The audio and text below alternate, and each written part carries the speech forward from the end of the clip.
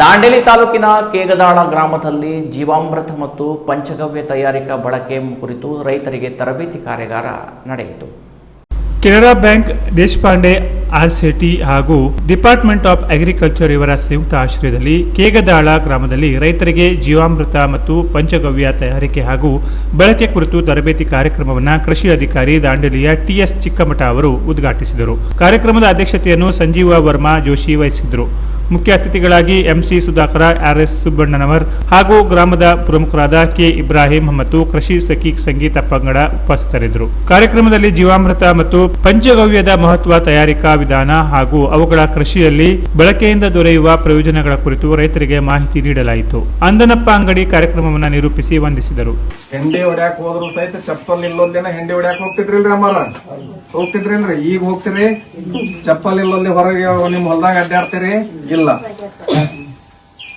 ಅವಾಗ ಒಂದ್ ಏಟ್ ಮಳೆ ಬಿದ್ದು ಬಿಡ್ತಂದ್ರ ನಿಮ್ಗೆ ಏನೇನ್ ಬೇಕು ಎಲ್ಲಾ ಬೆಳೆ ಕಾಣ್ತಿತ್ತು. ಈಗ ಹಂಗ ಕಾಣೋದಿಲ್ಲ. ಮಳೆ ಬಿದ್ದ ಮೇಲೆ ಒಮ್ಗೆ ಕಾಣೋದಿಲ್ಲ. ನಿಮ್ ಹಿತ್ಲಾ ನೆನಪು ಮಾಡ್ಕೊಳ್ರಿ. ಈ ತರಬೇತಿ ಕಾರ್ಯಕ್ರಮದಲ್ಲಿ ಸುಮಾರು 35ಕ್ಕೂ ಹೆಚ್ಚು ರೈತರು ಭಾಗವಹಿಸಿ ಪ್ರಯೋಜನ ಪಡೆದುಕೊಂಡರು. Canara plus news, Dandeli.